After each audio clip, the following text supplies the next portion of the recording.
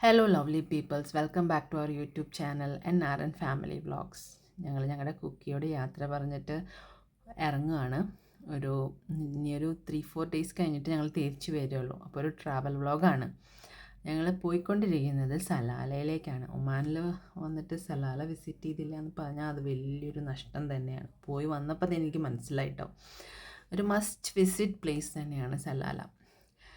അപ്പോൾ ഞങ്ങളുടെ സ്ഥലത്ത് നിന്ന് ഒരു ഡ്രൈവ് ചെയ്ത് പോകണമെങ്കിൽ 10-11 മണിക്കൂറോളം ഉണ്ട്. 1200 കിലോമീറ്ററോളം ഉണ്ട് ഇവിടുന്ന്. അപ്പോൾ ഞങ്ങൾ ഏർലി മോർണിംഗ് ഒരു 6 മണി 6:30 ആകുമ്പോൾ ഇറങ്ങി. 4 മണിക്കൊക്കെ ഇറങ്ങണമെന്ന് വിചാരിച്ചു, പക്ഷേ 6:30 ഭക്ഷണവും കാര്യങ്ങളൊക്കെ കരുതിയിരുന്നു. ബ്രേക്ക്ഫാസ്റ്റിനുള്ളതും ലഞ്ചിനുള്ളതൊക്കെ കരുതിയിരുന്നു. അപ്പോൾ സലാല എന്ന് പറയുന്നത് ഒമാനിലെ 3rd ലാർജസ്റ്റ് സിറ്റിയാണ്. ദോഫർ ഗവേണേറ്റിൽ പെട്ടത്. അപ്പോൾ best time to visit Salalah എന്ന് പറയുന്നത് ഇപ്പോഴാണ്, അതായത് മിഡ് ജൂലൈ ടു ഓഗസ്റ്റ്. അതാണ് ബെസ്റ്റ് ടൈം. അവിടെ മൺസൂൺ സീസൺ നടന്നുകൊണ്ടിരിക്കുന്നത്. ഈ ടൈമിൽ സീസണൽ വാട്ടർഫോൾസ്, അതുപോലെ തന്നെ ചാറ്റൽ മഴയും, അങ്ങനെ നല്ലൊരു ക്ലൈമറ്റാണ്. ഒരു മിനി കേരള എന്നൊക്കെ പറഞ്ഞ് കേട്ടിട്ടുണ്ട്. അത് ഈ ടൈമിലാണ്, ഖരീഫ് സീസൺ എന്നാണ് അതിനെ പറയുക. അതായത് ശരിക്കും പറഞ്ഞാൽ കേരളത്തിൽ മൺസൂൺ നടക്കുന്ന ടൈമിൽ തന്നെയാണ് ഇവിടെ മൺസൂൺ നടക്കുന്നത്.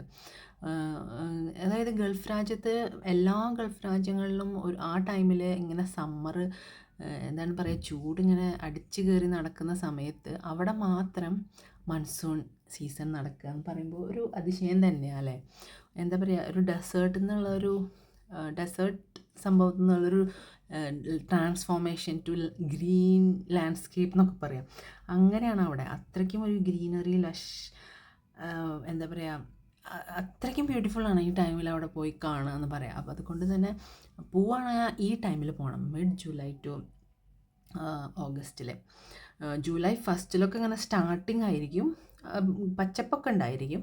പക്ഷെ ആ ഒരു മഴയും പിന്നെ ഹെവി വാട്ടർഫോൾസൊക്കെ കാണണമെങ്കിൽ ശരിക്കും പറഞ്ഞാൽ ഓഗസ്റ്റിലായിരിക്കും. ഞങ്ങളിപ്പോൾ പോകുമ്പോൾ വാട്ടർഫോൾസൊക്കെ ഉണ്ടായിരുന്നു, ചെറിയ വാട്ടർഫോൾസ്. നല്ല വലിയ നമ്മുടെ അതിരപ്പള്ളി വാഴച്ചാൽ പോലത്തെയൊക്കെ അത്ര എത്തിയില്ലെങ്കിലും എന്നാലും അതിനൊക്കെ വെച്ച് നോക്കുന്ന ടൈമിൽ ആ ഒരു വാട്ടർഫോളൊക്കെ കിട്ടണമെങ്കിൽ ഓഗസ്റ്റിൽ പോകണം എന്നാണ് പറയുന്നത്. അപ്പോൾ ഞങ്ങൾ നിസ്വ വഴി ഹൈമ വഴി അങ്ങനെയാണ് പോയിക്കൊണ്ടിരിക്കുന്നത്. ഹൈമയൊക്കെ കഴിഞ്ഞാൽ പിന്നെ ഫുൾ ഡെസേർട്ട് ഏരിയ ആണ് കേട്ടോ. പിന്നെ പലരും മറ്റുള്ള ഇപ്പോൾ UAE, ഖത്തർ അങ്ങനെയൊക്കെ അവിടുന്ന് വരുന്നവരുണ്ട്, ഡ്രൈവ് ചെയ്ത് വരുന്നവരുണ്ട്, ഫ്ലൈറ്റിന് വരുന്നവരുണ്ട്. ചിലർ ഫ്ലൈറ്റിന് വന്നിട്ട് ഇതുപോലെ വണ്ടികൾ ഇങ്ങനെ ട്രക്കിൽ കയറ്റി വിടും. അപ്പോൾ നമുക്ക് അവിടെ ചെന്നാൽ പല സ്പോട്ടുകളിലും പോകണമല്ലോ. അപ്പോൾ വണ്ടി യൂസ് ചെയ്യാൻ അങ്ങനെ ചെയ്യുന്നവരുണ്ട്, അല്ലെങ്കിൽ വണ്ടി റെൻറ്റിനെടുക്കുന്നവരുണ്ട്. ഒരു ലോങ് ഡ്രൈവ് ചെയ്ത് പോകാമെന്ന് പറയുമ്പോൾ അതൊരു രസമല്ലേ. അപ്പം അങ്ങനെ ലോങ് ഡ്രൈവൊക്കെ ഇഷ്ടപ്പെടുന്നവർക്കും ട്രക്കിങ്ങൊക്കെ ഇഷ്ടപ്പെടുന്നവർക്കൊക്കെ ബെസ്റ്റ് പ്ലേസ് ആണെന്ന് പറയാം സലാല എന്ന് പറയുന്നത്. സമ്മർ ടൈമിൽ എങ്ങനെയായിരിക്കും എന്ന് അറിയില്ല, അപ്പോഴും നല്ല ബ്യൂട്ടിഫുൾ തന്നെയായിരിക്കാം. ഒരു എന്താ പറയുക, അതിൻ്റെ സലാല എന്ന് പറയുന്നത് അവിടെ ബനാന പ്ലാന്റേഷൻസ് എപ്പോഴും നടന്നുകൊണ്ടിരിക്കുന്ന ടൈമാണ്. നമ്മളിപ്പോൾ ഇവിടെ സാധനങ്ങളൊക്കെ വാങ്ങുമ്പോൾ നോക്കുമ്പോൾ ബനാന, പപ്പായ അതൊക്കെ ഫ്രം സലാല എന്ന് പറഞ്ഞിട്ട് സൂപ്പർ മാർക്കറ്റിൽ കാണാം. അപ്പോൾ എപ്പോഴും എന്തായാലും അവിടെ ഒരു പച്ചപ്പും കാര്യങ്ങളും ഉണ്ട് എന്നാണ് എനിക്ക് തോന്നുന്നത്. പക്ഷേ ഈ ടൈമിലാണ് നല്ലൊരു മൺസൂൺ ക്ലൈമറ്റ്. അവിടേക്ക് അങ്ങോട്ട് നമ്മൾ സലാലയ്ക്ക് അങ്ങോട്ട് എത്തുമ്പോൾ തന്നെ ഒരു ഫോഗി മിസ്റ്റി ക്ലൈമറ്റ് ആയിരിക്കും. അപ്പം നമുക്ക് മനസ്സിലാവും സലാല എത്തി. കണ്ടില്ലേ, ഫുൾ ഫോഗായിരിക്കും അവിടെ നമ്മൾ ആ ഒരു സലാലയിലേക്ക് എൻ്റർ ചെയ്യുമ്പോൾ. അതായത് എനിക്ക് തോന്നുന്നു തംറൈത്തൊക്കെ കഴിഞ്ഞിട്ട് എത്തിയാൽ തംറൈത്തിലോട്ട് കടക്കുമ്പോഴാണെന്ന് തോന്നുന്നു ആ ഒരു ഫോഗി ആയിട്ടുള്ളൊരു ക്ലൈമറ്റ് ആയിരിക്കും. ഒരു അതിശയം തന്നെയാണ്. പെട്ടെന്ന് സൂര്യൻ എന്താ പറയുക, ആ ചൂട് ടെമ്പറേച്ചർ ക്ലൈമറ്റിൽ നിന്ന് പിന്നെ അങ്ങോട്ട് കടക്കുമ്പോൾ സലാലയിലോട്ട് കടക്കുമ്പോൾ ഫുൾ ഫോഗ്, പിന്നെ കുറേയും കൂടിയും കഴിഞ്ഞാൽ ചാറ്റൽ മഴ. ശരിക്കും നല്ല നല്ല ഭംഗിയുള്ളൊരു സിറ്റി തന്നെയാണ് കേട്ടോ സലാല. എന്തായാലും മസ്റ്റ് വിസിറ്റ് പ്ലേസ് ആണ് ഈ സലാല എന്ന് പറയണത്. ഒരുപാട് നമുക്ക് കാണാനും എൻജോയ് ചെയ്യാനും പറ്റിയ ഒരു സ്ഥലം, പ്രത്യേകിച്ചും ഗൾഫ് രാജ്യക്കാർക്ക്. അതുകൊണ്ട് തന്നെ അവിടെ പല സ്ഥലങ്ങളിലും ഇങ്ങനെ ആൾക്കാർ എല്ലാ സാധനങ്ങളുമായിട്ട് വണ്ടിയും പിന്നെ എന്താ തമ്പടിച്ചിട്ട് ടെൻറ്റൊക്കെ കെട്ടിയിട്ട് ഫുഡൊക്കെ ഉണ്ടാക്കി അങ്ങനെ ഫാമിലി മൊത്തമായിട്ട് വലിയ വണ്ടിയൊക്കെ ആയിട്ട് വന്ന് എൻജോയ് ചെയ്യുന്നവരുണ്ട്. റൂം എടുക്കാതെ തന്നെ ചിലർ കാരവൻ യൂസ് ചെയ്ത് വരുന്നവരുണ്ട്, അല്ലെങ്കിൽ കാരവൻ റെൻ്റ് എടുത്തിട്ട് യാത്ര ചെയ്യുന്നവരുണ്ട്. അങ്ങനെ പല സ്ഥലത്തും അങ്ങനെ കണ്ടിട്ടുണ്ട്. ഇങ്ങനെ മൊട്ടക്കുന്ന് പോലെയൊക്കെ സ്ഥലങ്ങളുണ്ട്. പിന്നെ ബീച്ചിൻ്റെ സൈഡിലായിട്ട് ഇങ്ങനെ വ്യൂ കുറേ ഇങ്ങനെ നിരപ്പായ സ്ഥലങ്ങളുണ്ട്. അപ്പോൾ അവിടെയൊക്കെ വന്നിട്ട് ഇങ്ങനെ പിന്നെ മൂന്നാർ പോലുള്ള സ്ഥലങ്ങളിൽ ഇങ്ങനെ കുന്നുകളൊക്കെ കാണില്ല, അതുപോലെയുള്ള കുന്നുകളിൽ ഇങ്ങനെ ആൾക്കാർ വന്ന് ടെൻ്റ് അടിച്ച് എൻജോയ്, അവർ തന്നെ ഫുഡ് ഉണ്ടാക്കി നല്ല പട്ടൊക്കെ പറത്തി നല്ല രസമായിട്ട് അത് കാണാൻ. നമ്മൾ അതിനൊന്നും നിന്നില്ല, ഓരോരോ സ്ഥലങ്ങളും ഇങ്ങനെ കണ്ട് ആസ്വദിച്ച് പോവുകയാണ് ചെയ്തത്.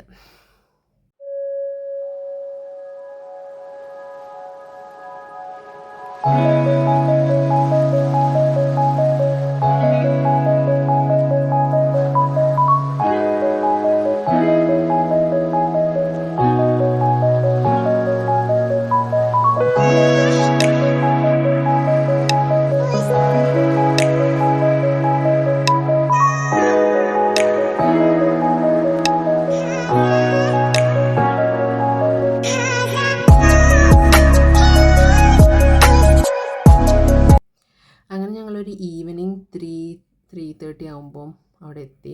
സലാലയിൽ അവിടെ തമ്രീത്ത് എന്ന് പറഞ്ഞ സ്ഥലത്തായിരുന്നു, സലാലയിലുള്ളതാണെന്ന് തോന്നുന്നു, തമ്രീത്ത് എന്ന് പറഞ്ഞ സ്ഥലം. അവിടെ അറ്റാനാസ് ഹോട്ടൽ സ്റ്റേ എന്ന് പറഞ്ഞ സ്ഥലത്ത് ഞങ്ങൾ റൂം എടുത്തു. എൻ്റെ ഒരു കസിൻ ബ്രദറും കൂടി ജോയിൻ ചെയ്യുമായിരുന്നു. ആൾ പക്ഷേ 1 ഡേ ലേറ്റായി. ആൾ ട്യൂസ്ഡേ എത്തും, 1 ഡേ അല്ല 2 ഡേ. ഞങ്ങൾ സൺഡേ എത്തി. അപ്പം ഞങ്ങൾ പിന്നെ വേറെ റൂം എടുത്തു, അവിടെ സ്റ്റേ ചെയ്തു. എന്നിട്ട് പിന്നെ ഈവനിങ് ആണല്ലോ എത്തിയത്, അപ്പോൾ കുറച്ചും കൂടി ടൈം ഉണ്ടായിരുന്നു. അപ്പോൾ അവിടെ അടുത്തുള്ളൊരു ബീച്ച് അൽ ഹഫ, അതും ഒരു ഫേമസ് ബീച്ച് തന്നെയാണ്. അവിടെ പോയി കോക്കനട്ട് ആൻഡ് ബനാന ഷോപ്സൊക്കെ ഉള്ളതാണ് അവിടെ. അപ്പോൾ ആ ബീച്ചിലോട്ട് വിട്ടു. അവിടെ അങ്ങനെ കുതിര സവാരിയും പിന്നെ ഇങ്ങനെ നല്ല എന്താ പറയുക തെങ്ങും തോപ്പൊക്കെ ആയിട്ടുള്ള ഒരു ബീച്ചായിരുന്നു. നല്ല രസമായിരുന്നു അവിടുത്തെ വ്യൂസും കാര്യങ്ങളൊക്കെ. പിന്നെ അന്ന് മോളുടെ ബർത്ത്ഡേ ആയിരുന്നു, അപ്പോൾ അങ്ങനെ സെലിബ്രേഷനൊന്നും ചെയ്തിരുന്നില്ല. സെലിബ്രേഷനൊന്നും വേണ്ടാന്ന് വിചാരിച്ചിരിക്കുകയായിരുന്നു. പിന്നെ അവളുടെ ഒരു സന്തോഷത്തിന് വേണ്ടിയിട്ട് അവിടെ അടുത്തുനിന്ന് ഒരു കേക്കൊക്കെ വാങ്ങി ബീച്ചിൽ വന്നിട്ട് ഞങ്ങൾ കേക്ക് കട്ട് ചെയ്തു അവളുടെ. അങ്ങനെ അവളും ഹാപ്പിയായി, ഞങ്ങളും ഹാപ്പിയായി. അങ്ങനെ അവിടെ കുറച്ച് ടൈം സ്പെൻഡ് ചെയ്തു.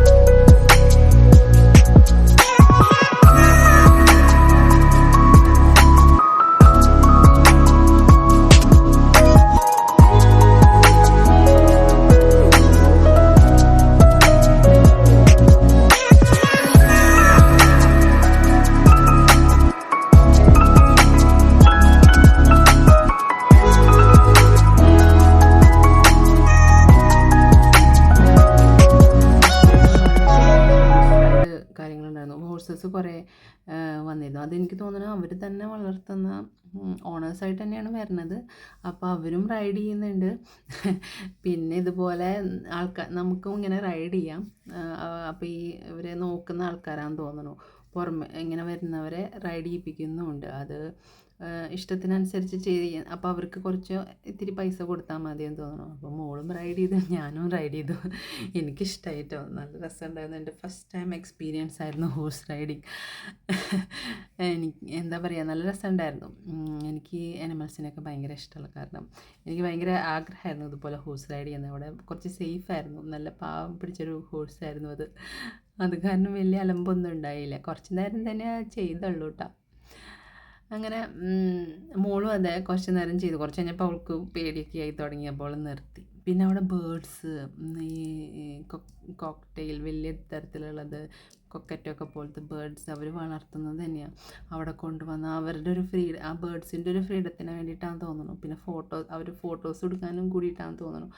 അപ്പോൾ അത് ഇങ്ങനെ വന്ന് അവർ ഫ്ലൈ ചെയ്യിപ്പിക്കുന്നുണ്ട്. അപ്പോൾ ആ ബേർഡ്സ് ഒരുപാട് എന്ന് വെച്ചാൽ കുറച്ചധികം ദൂരം ഫ്ലൈ ചെയ്തിട്ട് നേരെ ഇവരുടെ അടുത്തേക്ക് തന്നെ, അവരുടെ ഓണറുടെ അടുത്തേക്ക് തന്നെ വരുന്നുണ്ട് കേട്ടോ. അതൊരു അതിശയം തന്നെയായിരുന്നു.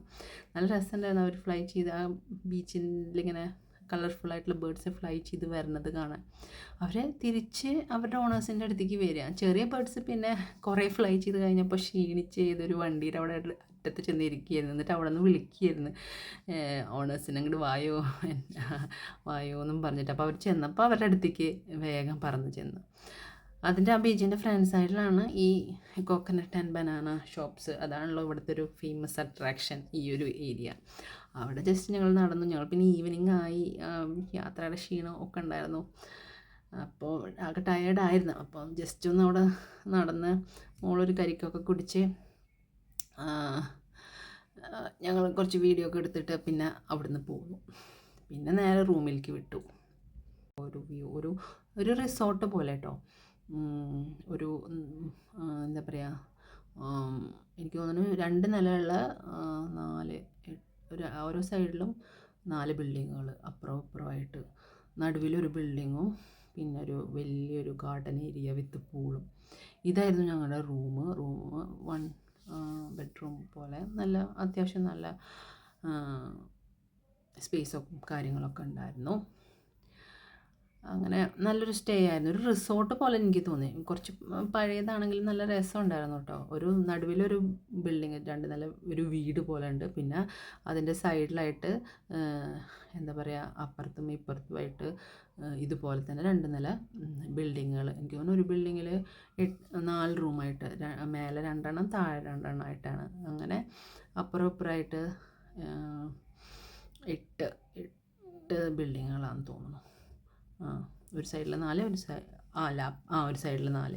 നടുവിലത്തെ ബിൽഡിങ്ങിൻ്റെ അവിടെ ഇങ്ങനെ നല്ല ഗാർഡൻ ഏരിയ പോലെ ഒരു പൂളൊക്കെ ആയിട്ട്. അപ്പോൾ മോൾക്ക് ഏറ്റവും വലിയ കാര്യം എന്ന് പറയുന്നത് പൂളിൽ കളിക്കുക എന്നുള്ളതാണ്.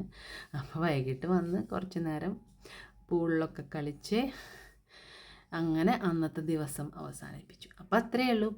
ബാക്കി അടുത്ത വീഡിയോയിൽ കാണാം.